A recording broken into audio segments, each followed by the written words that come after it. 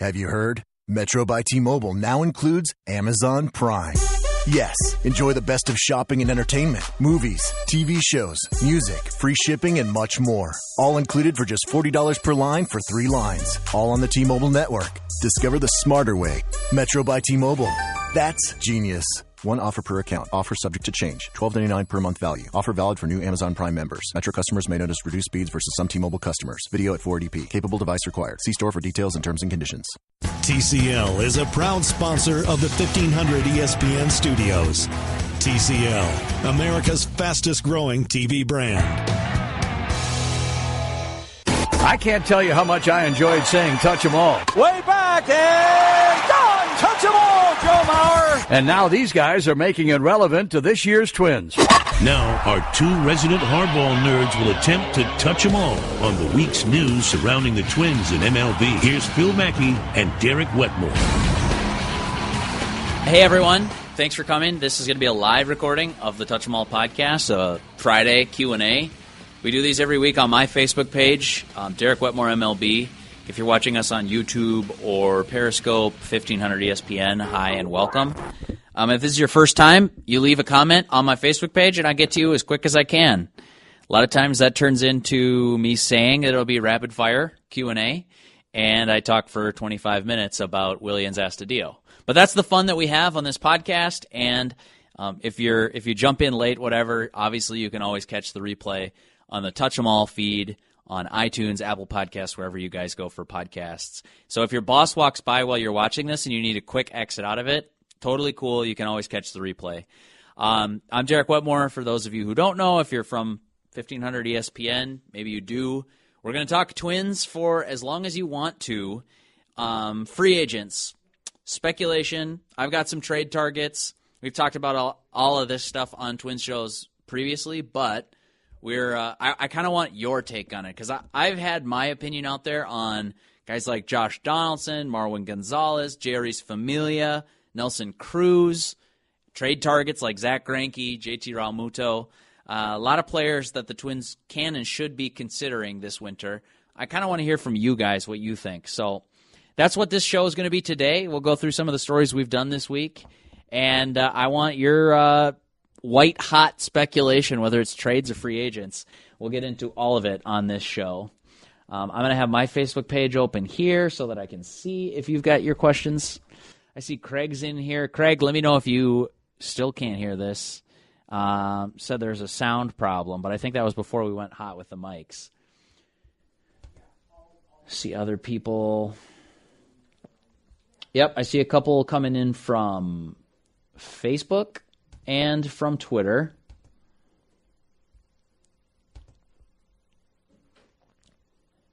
I see Laurent, AS, and Darren on the Twitter machine.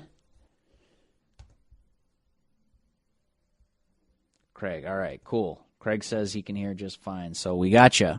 Awesome. That means it's working. There's always that moment before you go live with new recording software where you think, I think this is going to work. I think probably, maybe. And in this case, I guess we got lucky. So let's go over some of the MLB trade rumors. That's where the headline of this piece came from, actually. We wrote, Marwin Gonzalez, Nelson Cruz, and Jeurys Familia. Should the Twins be interested? That's not random. We didn't pull that out of thin air. That was MLB Trade Rumors projection for who the Twins should sign. They did their annual top 50 free agents, and in that post they had 50 predictions, which is kind of insane when you think about it. What the batting average with that would be, I don't know.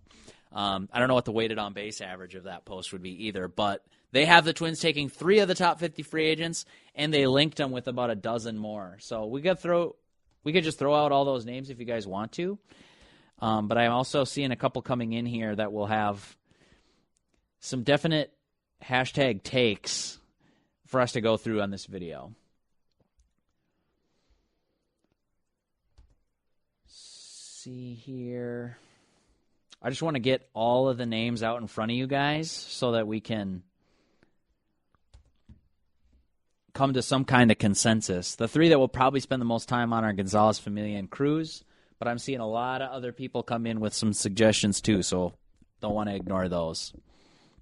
The other guys that MLB Trade Rumors sort of loosely suggested for the Twins: Patrick Corbin, yes please.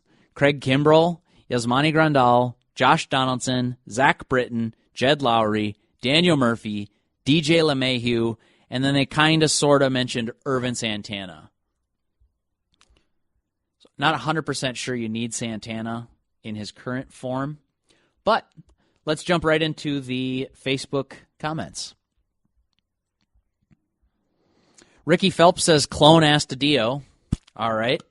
I think that would clear up some of the catcher problem that you're going to have. I call it a problem, quote-unquote problem, because Jason Castro is on a repaired knee. How many games is he going to catch? The Twins say it's going to be a normal offseason for him.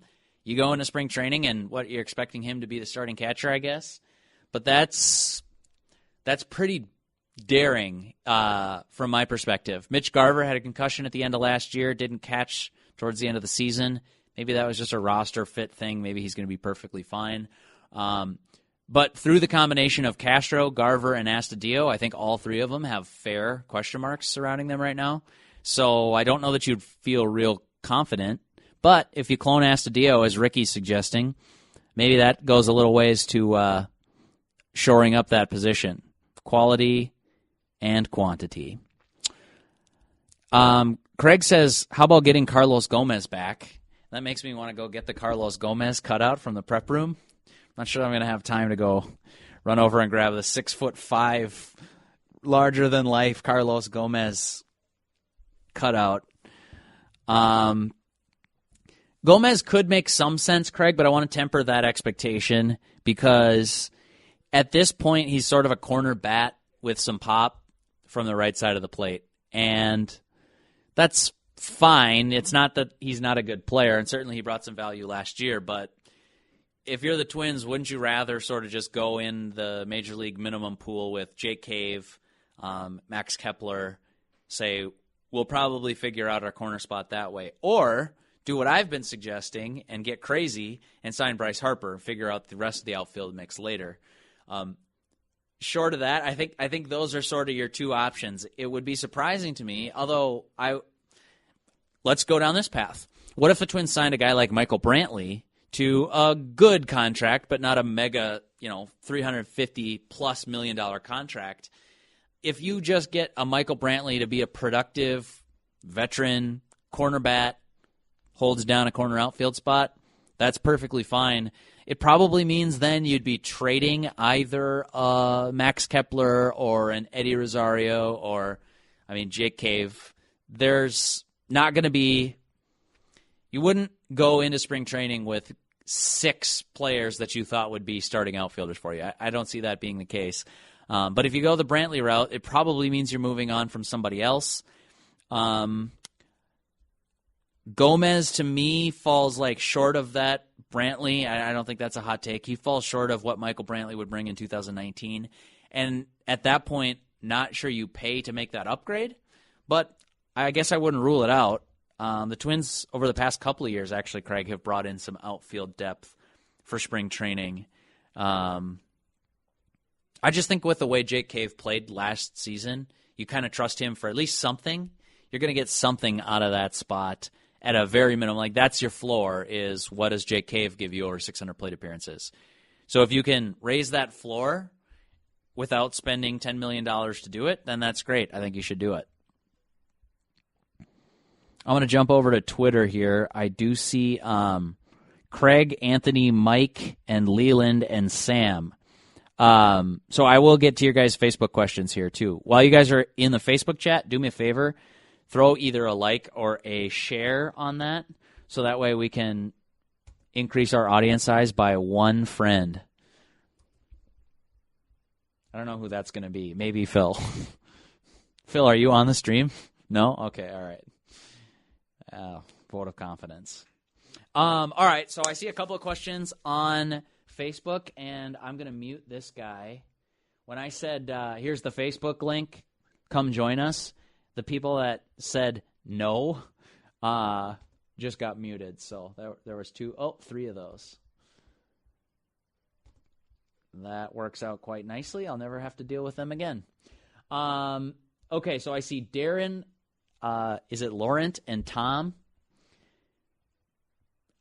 Let's see here. Darren says, please no Nelson Cruz. Full-time DH just blocks people. So let's get into the trade rumors. MLB Trade Rumors picked, like I mentioned at the top, Gonzalez, Familia, and Cruz. And Cruz was, to me, the most curious fit. The Twins are going to need a first baseman. Joe Mauer retired. And they don't really have a designated hitter. And that's coming from the Robbie Grossman guy. If you could upgrade at that spot, you would. I don't know what Nelson Cruz is going to cost. Trade Rumors, I think, put him at 2 years and $30 million, if I remember correctly. That's a little aggressive to bet on a 38-year-old bat who, don't get me wrong, has been excellent. Here, I'm working on a column for 1500ESPN.com, and I've got some stats here for you. So, Nelly Cruz. So he made his first All-Star game in 2009, believe it or not. And since then, here are his numbers. 277 with a 345 on base, which is basically what Joe Mauer was last year, and a 528 slugging. He's averaged 40 homers a year over the past 5 seasons, and over those 10 seasons since that All-Star game, 328 bombs, which is crazy. You'd stretch out over that entire decade, and he's averaged 140 games a season, so he's a durable guy, and I would expect that to continue even into his late 30s here, because let's face it, he's a DH. He's going to either hit bombs, strike out, or draw a walk. So there's a lot to like as Nelson Cruz. Totally underrated, kind of star player over the last decade, and still, I think you got to look at some of the normal aging curves that would go into a hitter like that. He's not going to provide defensive value. He is just a hired bat. If he can hit 40 home runs 2 years in a row, I'll pay you whatever you want for that in that DH spot. But I don't necessarily see that 350 on base continuing and 40 home runs a year. I think that'd just be such a tall ask for a 39-year-old hitter. And then there's not much to fall back on. Where, like, as Byron Buxton, obviously two totally different players, if Byron Buxton doesn't hit for a 350 on base with 25 homers, at least you know you have something to fall back on that you can still get some value. With Cruz, you don't have anything to fall back on if he doesn't hit. So I put in the column that hasn't been published yet as of this recording. I say he's a better hitter than Robbie Grossman, and I like Robbie Grossman. So if it's for a short-term contract to fill a need at DH, then I think that's perfectly fine and could make sense for the Twins. If it's more than that, seems to me the team has more pressing needs to address. So that's what Darren was getting at, too, there on Twitter. It doesn't bother me that he blocks people because I don't really care who he's blocking. I mean, if Tyler Austin's going to be a major leaguer, he's going to force his way into the starting lineup as either a first baseman or DH. Other than that, like, it wouldn't offend me if you block Robbie Grossman. It wouldn't offend me if you're taking away, let's say, Max Kepler loses playing time and he needs some DH at-bats or something. Well, he's going to have to earn those at-bats. Same for Miguel Sano. If he's not a third baseman and he's not your first baseman, then you shouldn't have to apologize for taking at-bats away from him because he's no longer the superstar player that you thought he was going to be. So I think that's the one of the three, Darren, that I think I disagreed with the most. Just because, I mean, Marwin Gonzalez would help you. He's sort of that Eduardo Escobar type. Familia would obviously help you. You need to improve your bullpen. But Nelson Cruz, to me, doesn't seem like a great fit for the Twins. I see Leland, Sam, Taylor, Anthony, Mike with questions on Facebook, so we'll hop back over there.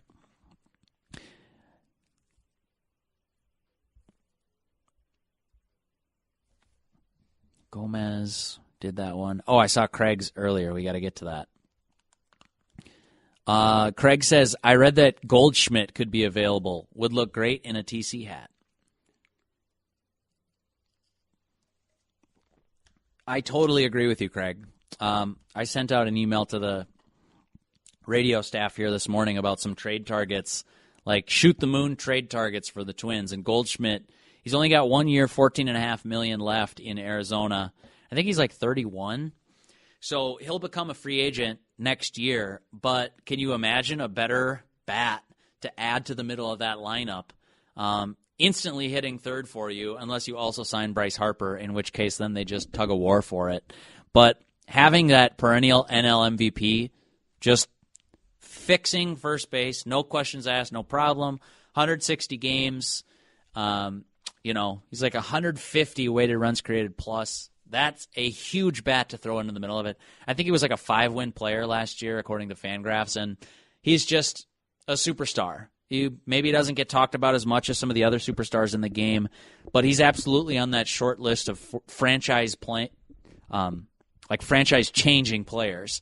And if you add him, that solves your Miguel Sano question. He's a third baseman. Goldschmidt plays first. On days that he DHs or whatever, Sano can play first. Tyler Austin could get in there some. But he just changes the trajectory of your offense from has a chance to be middle of the road to could be one of the best in the American League, and that's saying something given some of the offenses in the American League. So, Craig, I'm 100% with you. I don't know what it costs to get 1 year and $14.5 million on Paul Goldschmidt's contract, but if Arizona is indeed selling off, I'd call him about Greinke. I'd call him about Goldschmidt. I'd also be interested in their free agents. A.J. Pollock would be a great addition to the Twins. He'd be in that same Michael Brantley conversation of like good, if not nudging up on great or star caliber outfielder to help the just solidify things as much as you possibly can out there. Craig, I'm pinning your comment to the top so people can shoot for the stars. Thanks for setting an example. Anthony says, Corbin and Keuchel are some of the top starting pitchers and legitimate chance the Twins get in on those sweepstakes. Yeah, I mean, I think there should be a legitimate chance that they get in on those. If you're the Twins and you know you need starting pitching and you don't call the agent for Patrick Corbin and Dallas Keuchel, what are you doing? So at the very least, Anthony, I can say they're going to do their due diligence on it. Now, whether they outbid some of the other teams for some of those lefties, that's an open question in my mind because they have more pressing needs. I think if the Twins don't get their first choice on starting pitching, but they do get their first choice at third base, shortstop, second base, first base, catcher, and they feel good about the outfield, That's the priority. That has to happen first. Catcher's another question mark, so basically fill in whoever you want as the top priority for any of those. But starting pitching sort of takes a back seat. Now, if you can address all of those at the same time in the same winter, awesome. You should definitely do that. Bullpen's going to take higher priority in terms of you need to act on the bullpen, whereas I think the starting rotation is in a spot where you just want to act. I don't think you're compelled to add a top of the rotation, but it would definitely help. And if you're making me pick between those two guys, Anthony, I'd take Patrick Corbin over Dallas Keuchel. Mike wants to know, or doesn't want to know, he wants you to know his opinion that after last year the idea of free agency bores me. How about we just trade a middling prospect for Darvish? I don't know why you'd want to take on that contract right now, Mike, but point well taken that if you're willing to pony up and pay some money for, let's trade out Darvish for Zach Greinke in that case. Greinke's far more advanced in age, and his fastball dropped to like Clayton Kershaw levels, 91, 92, I think, last year. But he still got outs. He was still effective. He was still a swing and miss guy. I would add Zach Greinke to the top of that rotation. I think if he's in your rotation in 2019, he's the best starter in it. And I think highly of Jose Barrios. Do you want to trade from the top end of your prospect pool? Probably not. I'm not trading Royce Lewis. I'm not trading Alex Kirilloff. I'm probably not trading Brusdar Graterol. I don't know enough about Wander Javier to know if I'd trade him or not. And I think Nick Gordon's going to be a good player in this league. So I'm not against trading anyone other than those top probably three guys in my mind. But, like, would you trade, when you say middling prospect, Mike, I want to know who you want to ship out in trades. And give me a couple targets, too. Like, I'll go through my quick list here since we're on the topic. My list of players that the Twins should target in trades, and this is an incomplete list. I'm just sort of putting together notes for a column for the future. No particular order here, but I've got 4. Didn't I send 5 guys? I think I've got 5 players for you. Which, convenient because that's my bit. All right, 5 thoughts. 5 players that the Twins should trade for this winter, or at least, be in consideration for. One of those eat some money deals would be Zach Greinke. It's like $31.5 million this year, 32.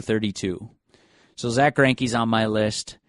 JT Realmuto, obviously we've talked on and on and on about, and I'll continue to talk on and on about. But I think that trading for the 2 years of team control left on JT Realmuto makes all kinds of sense for the Twins, given where they're at. I think that we talked about Paul Goldschmidt earlier. He'd make a ton of sense, and I'd be willing to give up a real prospect for him, even though it's only 1 year before he walks in free agency. The other name on this list is James Paxton, the lefty from Seattle's rotation, obviously. I wrote in here, a.k.a. the Bald Eagle Whisperer, because he's the guy whom at Target Field the anthem was playing, and the Bald Eagle was supposed to fly to the infield, and instead it went and landed on Paxton standing out in left field, and he didn't flinch. He just stood there like a boss, and this giant bird of prey perched on his shoulder, and he's like, all right. So he won me over from that moment. He's a 4+ service time player, too, so you'd have 2 years control of Paxton. Good, not great ERA, but his peripherals looked a little bit better. Swing and miss guy, strikeout rate, up there in sort of that second tier best starters. He's not Chris Sale maybe, but he is a great starting pitcher. And the last trade candidate on my list, you heard some noise about last year too, Raisel Iglesias, the Reds closer. I'm going to see if I can find quickly for you guys the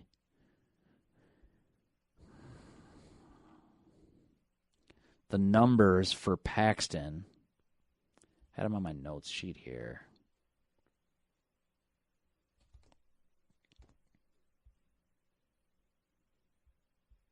There it is, Twins Show.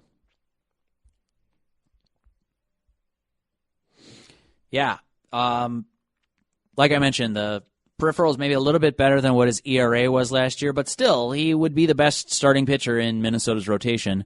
32+% strikeout rate, which was 5th in the big, so I maybe even undersold his strikeout abilities.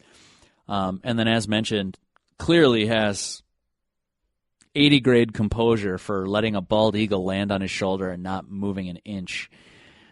So that would be my list of trade guys, Mike, to just kind of circle back on your original thing. Trading for Yu Darvish, probably not in the cards at this point, given what he's owed, how much is left on that contract, and what happened in year 1 for the Cubs. But I would not be opposed to trading good, high-level prospects right now. Have you heard? Metro by T-Mobile now includes Amazon Prime. Yes, enjoy the best of shopping and entertainment, movies, TV shows, music, free shipping, and much more. All included for just $40 per line for 3 lines. All on the T-Mobile network. Discover the smarter way. Metro by T-Mobile. That's genius. One offer per account. Offer subject to change. $12.99 per month value. Offer valid for new Amazon Prime members. Metro customers may notice reduced speeds versus some T-Mobile customers. Video at 480p. Capable device required. See store for details and terms and conditions. All right, we'll take one more from Twitter. The Pensacola Blue Wahoo's Twitter account asked a question on here, so I feel like I got to give it to him. He said, who is your favorite new Twins affiliate for 2019? Assume that we're talking minor league affiliates here, in which case, I got to say, it's AA Pensacola. I didn't know where Pensacola was when I heard that the Twins were getting a new affiliate, replacing Chattanooga Lookouts, which was a great name, by the way. I knew Southern League, okay, fine, familiar with that. Where is Pensacola? Because got some ties in Florida, wanted to kind of figure out how regularly I was going to be making that trip. Turns out it's on the complete other side of the state from where my ties are, which is perfectly fine. I'd still like to get a game down there sometime. Not sure if it'll be this summer or what. But to answer your question, it's got to be Pensacola. Walked right into that one. Let's see. Laurent wants a trade for Carlos Santana and signing Gio Gonzalez. Also likes Marwin Gonzalez as a second or shortstop and Nelson Cruz as a DH. A couple of people on our staff I know are hot to trot on Carlos Santana, and with 2 years, $40 million left, he'd basically be like a slight upgrade to what Joe Mauer gave you, in my opinion, over the next 2 years, and you'd be paying him just a little bit less. So I don't know that that's really a trade-off I'd want to make. If I've got $60 million to spend if I'm the Twins, well, first of all, I already told you I'm looking for Bryce Harper. Second of all, once that's resolved, I would probably be aiming a little bit higher than what Carlos Santana can give you. I think you don't think about it going from zero to Carlos Santana. You think about it going from Mitch Garver to Carlos Santana, because if Garver needed to slide over, play first base, just be a hitter for you, what's that gap that exists? And are you willing to pay $19.5 million for that gap and a 2-year commitment? I'm personally probably not. So the Carlos Santana one, to me, I wouldn't run from it, but I'm also not sprinting towards that deal. Gio Gonzalez, haven't spent a lot of time thinking about him this winter. Marwin Gonzalez as a second or shortstop, I got to see more defensively. And I'm not saying that he can't play. I'm just saying, like, I sort of compare him in my head to an Eduardo Escobar, who's like, you could play him at third base. You could play him at shortstop, but I didn't think he was particularly good there. I didn't think he was value added. I think his value came from the fact that he could hit and play all those positions at least reasonably well. So anyway, I don't know. It's kind of a long way of saying I want to see more from Marwin Gonzalez, but it is maybe it's not telling. I shouldn't even say that. I was about to say that it's telling that he'd play a lot of left field for the Houston Astros, but then again, the Astros have Carlos Correa at shortstop, and they have Jose Altuve at second base. Oh, and a guy, Alex Bregman, at third base, who's pretty darn good too. Worth noting that Gonzalez filled in for Altuve when he was hurt, filled in for Correa when he was hurt, so the Astros feel like in a pinch at least, they would put him in those positions. But if you're going to sign him to a 4-year, 5-year deal, have him be your starting shortstop, that one I'm not as sold on. I'm just not sure. Nelson Cruz is a DH? Yeah, I think that would be, just to answer the final point there, I think that would be his landing spot, obviously.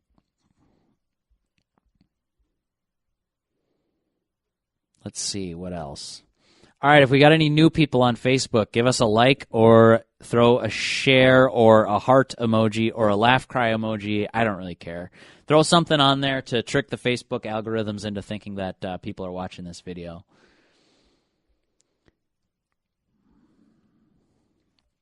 Leland asks, Leland's always got some thought-provoking questions and says, favorite non-sports Twitter follow?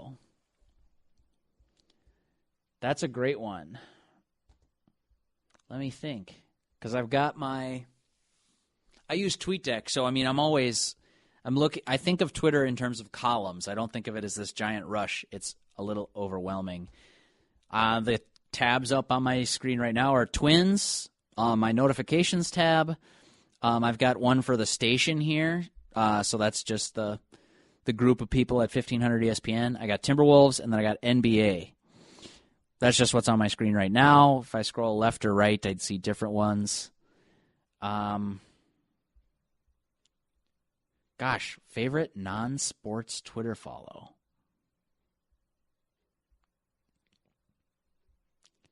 Let me scroll through here, Leland. You've stumped me.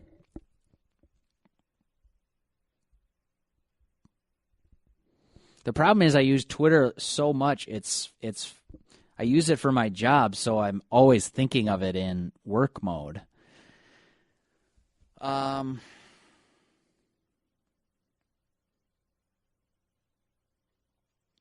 You know what, Leland? I hate to cop out. Let me think on that. I'm going to send you a note later after I've collected my thoughts because nobody's jumping to mind right now. I don't follow a ton of people that aren't for sports, which that's probably says a little more about me than I care to admit.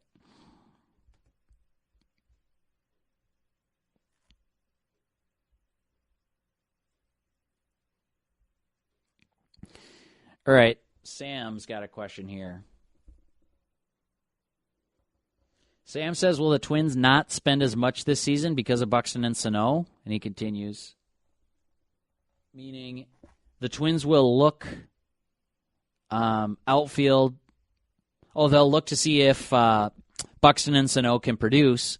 And if they can, then they'll spend more in the 2019 offseason, not trying to sound confusing. No, I get what you're saying, Sam. Are the Twins going to keep their powder dry before diving headfirst into the free agent pool because they don't know what they're going to get from Buxton and Sano? And it's a fair question. I look at it the other way.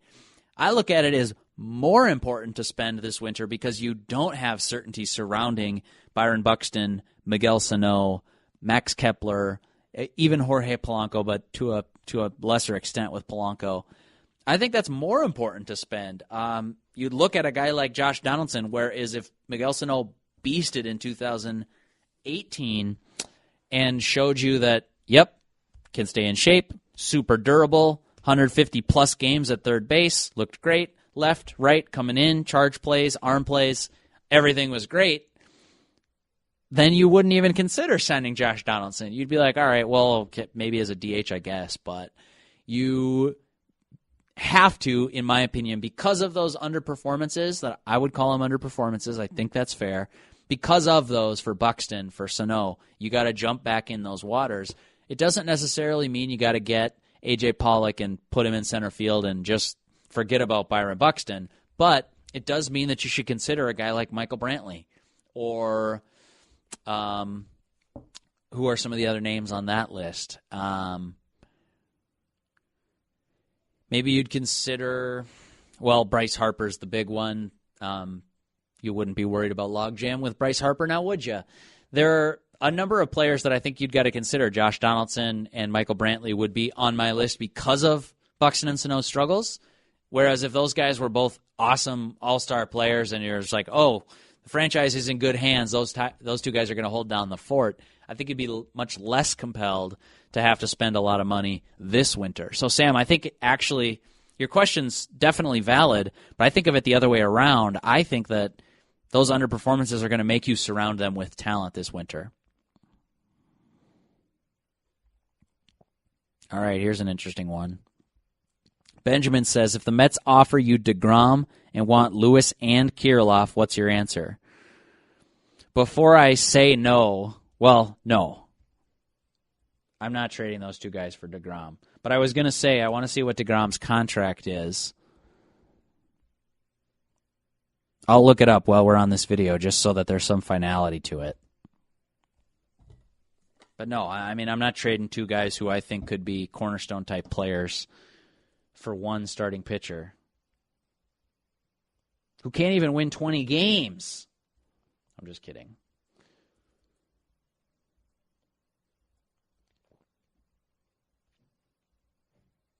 DeGrom made $7.4 million last year. He's 4+. Let's see. So he got 1 year of arbitration raise. I'm trying to figure out his contract here exactly. I'm on Baseball Prospectus. And he's got, let's see, drafted 15, 16. Oh, so he could have, he's already had 2 arbitration raises, but it looks to me like he might be a Super 2. So that would be his 3rd. Does that mean he's got 2 more raises coming his way before free agency? Yeah. I'm not trading 2 years of an ace pitcher, granted, for 2 guys that I think could potentially be, 5-win players at like median expectation. I think that both of those 2 guys, if you're willing to make that trade, I don't think you think as highly of those guys as I do. And Benjamin, I'm all for playing right now. I think 2019, absolutely go for it. But, that price just isn't comparable to me. Ernest says, go get Blake Snell. Well, that'd be tough. John says, has anybody signed yet in MLB in general, or is it going to be similar to last year? Well, John, it won't be similar to last year, I don't think, because teams like the Yankees are going to get out there and spend. But Eduardo Escobar signed, so there's that. I don't think it's going to stretch. Excuse me. I don't think that it'll stretch into spring training the way that it did last year, at least not for as many guys.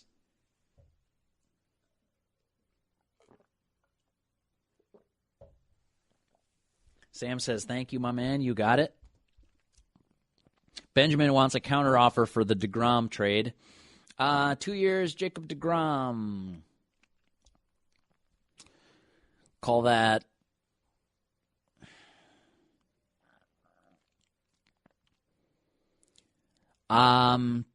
Steven Gonzalez, Adalberto Mejia, and a good prospect.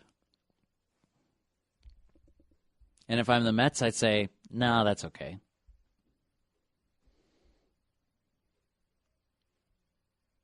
Patrick wants to know, have the Twins hired new coaches to replace the ones fired? Well, I got some news from yesterday, actually.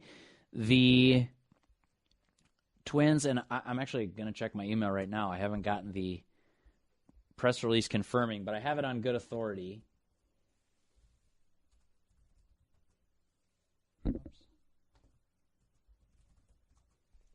Got it on good authority that the Twins are close to agreeing to terms with their new pitching coach. Dan Hayes of The Athletic reported yesterday that Wes Johnson was leaving Arkansas to be the Twins' new pitching coach. And I followed that up. I heard that a guy who used to work in their sort of front office / field staff is taking over as the bullpen coach. Jeremy Hefner has worked with the Twins for the better part of 2 seasons and was he's one of their advanced scouts, but also very heavily involved in video. Jeremy Hefner, if you recognize the name, he's the guy who was a pitcher for the Mets for a couple of years. And he, from everything I've heard, very well respected behind the scenes in terms of how he prepares specifically the pitching staff. But yeah, he's been an advanced scout. He's going to replace Eddie Guardado as the bullpen coach. And Wes Johnson leaving the college ranks.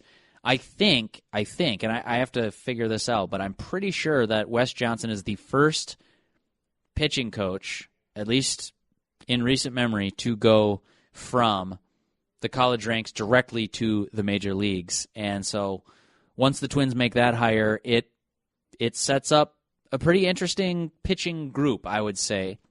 They hired a guy from Duke last year to work as the minor league pitching coordinator. And that shows me that they've got their eyes on the college game and saying, like, okay, how can we pick the best and brightest from those ranks? So anyways, to answer your question, Patrick, it was Patrick who asked on Facebook.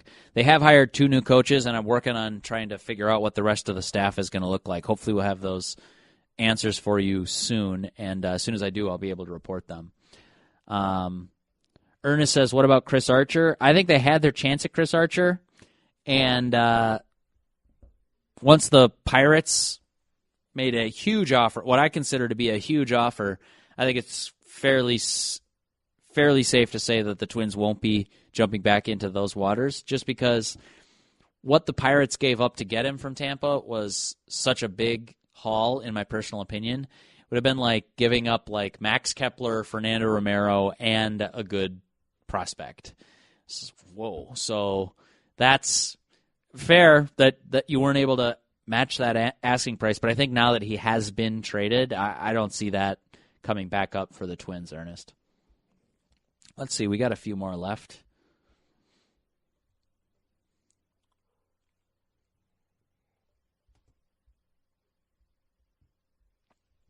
All right, Tom has a retort when I said Nelly Cruz maybe a little too old as a multi-year commitment DH.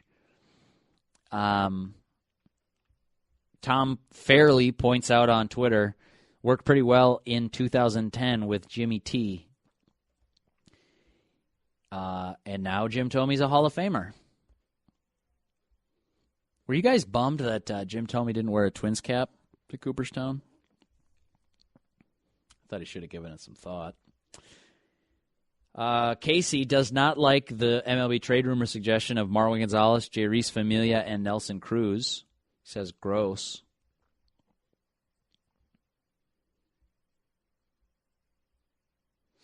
JJ says, depending on the contract length and size, is this for Cruz? Oh, yeah, for Nelson Cruz. Cruz is the aging star that refuses to age, a la David Ortiz with Bull Sox. Dude continues to be near the top in exit velo and home runs per plate appearance, 1 to 2 years, even as a DH only. I'm all in. We used Robbie Grossman and Lomo last year, and then 3 confused emojis. So that's that. And then JJ adds, too, on Marwin Gonzalez can play every position on the infield and corner outfield. Legit middle-of-the-order bat with the right opportunity. He was a big X factor for the Astros the last few years. He'll be 30 in March, but we can get him on a 2 or 3 year deal. I'm in. So Marwin Gonzalez was projected by MLB Trade Rumors, JJ, to get a 4-year deal. And I think it was $36 million. Call it $40 million. Would you pay that guy $10 million a year to be your number, what will he be, your number 6, number 7 hitter, something like that, and on a great team? When you say X factor, you're 100% right. In fact, I think he was a bigger part of that 2017 World Series team than a lot of people realize. I mean, he just brought so much to the table. But the counterpoint, that was his career year. I mean, that was the best season that he has had, and not real close. That year, I'm reading from my column here now, JJ, my yet-to-publish column. He hit .303 with a .377 on base and a .530 slugging, 23 homers and 90 RBIs. So that's huge. That's a superstar, especially if you're playing shortstop, even reasonably well. You'd absolutely pay $10 million a year for a player like that, and I don't even care that you give him a deal into his mid-30s. That's fine. The problem being when you look a little broader at the picture instead of focusing on his 2017 awesome season in which he was a legit star. Over the past 3 years, here are his numbers, JJ. 268 with a .331 on base, .445 slugging. So 52 homers over those 3 seasons puts into a little better context, I think, the type of hitter he is and can be. I really look at him pretty similarly to what Eduardo Escobar was for the Twins. Absolutely, you want an Eduardo Escobar on your team. In fact, I think the Twins probably wanted to reunite with Eduardo Escobar in some form before the Diamondbacks snatched him up. But the question is not, is Marwin Gonzalez a good player? It's, do you want Marwin Gonzalez to be your top priority in free agency? And for me, I can't go there. For me, you got to aim higher with, I've said it before, Bryce Harper, Manny Machado. Get told no on those guys. Then it's your Patrick Corbins. It's your trade candidates, your JT Realmuto, your Paul Goldschmidt, your Zach Greinke's, whatever. I don't think that Marwin Gonzalez is a bad player. I don't think that adding him would be a problem for the Twins. I think that if he's the biggest move that you make this winter, it could be a disappointing winter. I mean, unless they're going for the quantity over quality approach like they tried last year. That didn't work. I don't think that Marwin Gonzalez takes you from 78 wins to the playoffs.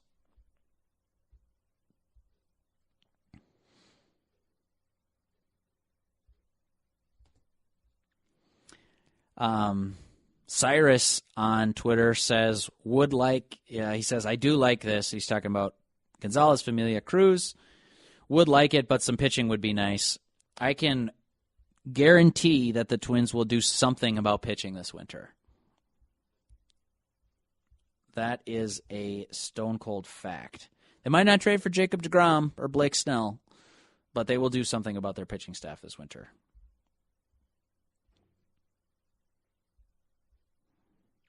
I checked my email, by the way, to see if the Twins had that announcement out, and maybe they're not ready to announce their pitching today, but I feel good about the report. The Twins coaching staff will get a new look, and it'll be before too much longer.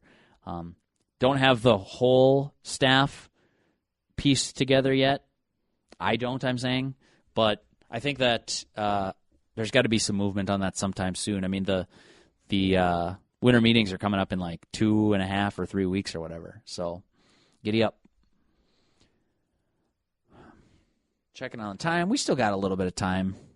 Let's keep rolling on this. I was checking like our streaming equipment, and I want to make sure it's not overheating. We're using new software. Looks fine to me. Let's jump back into the Facebook comments. I see them in piling up while I was away. John, Jack, Dave, Will, Todd. I see a few of them in here, so let's get. I probably got about 10 minutes left, I'd say. Hold me to that. John says, I kind of like the move from what I read because he's known for building velocity in his pitchers, plus the other great traits he has. You're talking about Wes Johnson, the new pitching coach, soon-to-be new pitching coach. Yeah, I don't know much about him, to be honest with you, other than, small conversation, little snippets here. I know he's well-respected.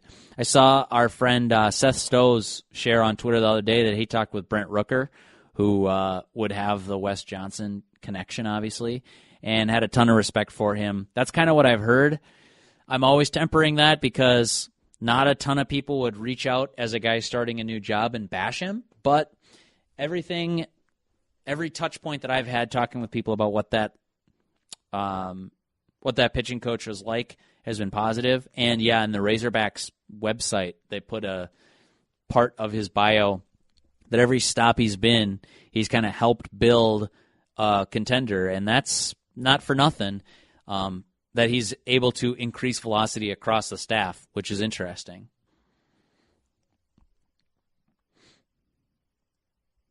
Jack says, go get Sonny Gray. Wanted him before he went to New York. Want him more now that his price is lower. Yeah, maybe. I mean, Sonny Gray would kind of slot into that middle of your rotation, though, and cost you prospect.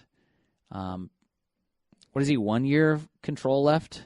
You'd have to remind me, Jack. But, yeah, I'd be okay with it, not having studied his numbers. But, I mean, I think when I first read that, my instinct was, well, his price is lower for a reason.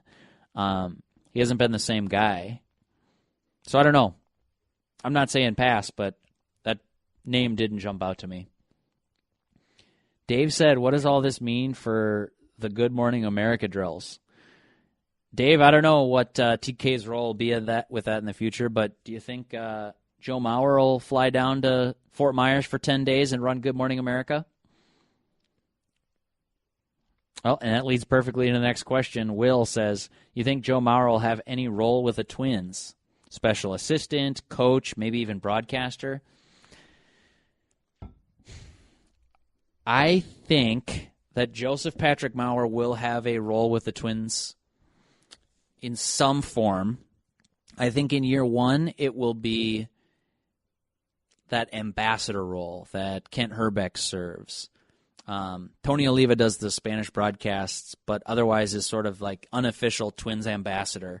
And I've heard him described as the best ambassador the Twins have ever had. So I think Mauer will have a role in some capacity. Coaching staff, I doubt it. Broadcaster, I strongly doubt it.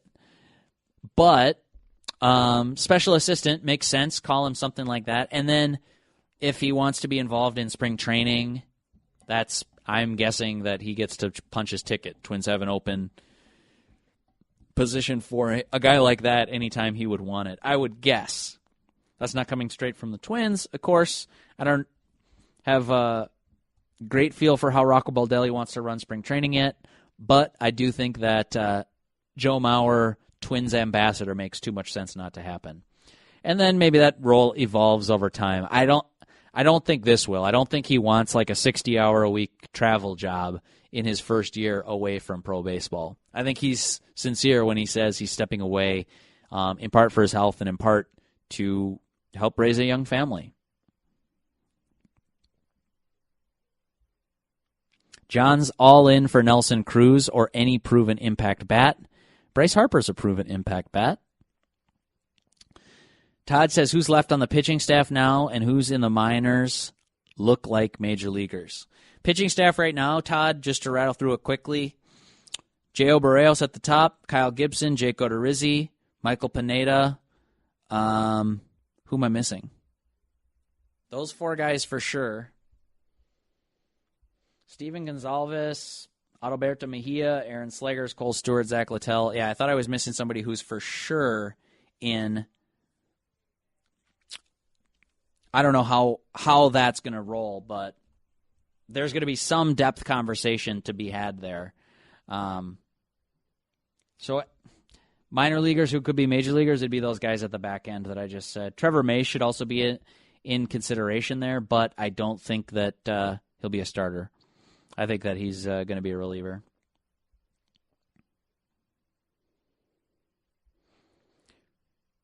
Patrick, do you think they'll outbid the Yanks or Phillies for Corbin? I don't think that. John, if we get Bryce Harper, I will never give you a hard time again, LOL. All right. Twins, help me out here. Get John off my back. No, I'm just kidding, John. No, you're fine. I know I've been taking a lot of heat for that everywhere, but my point is aim high. Set your sights high. If you're the Twins, you have every reason to spend a lot of money or a lot in prospects. So take that for what it's worth.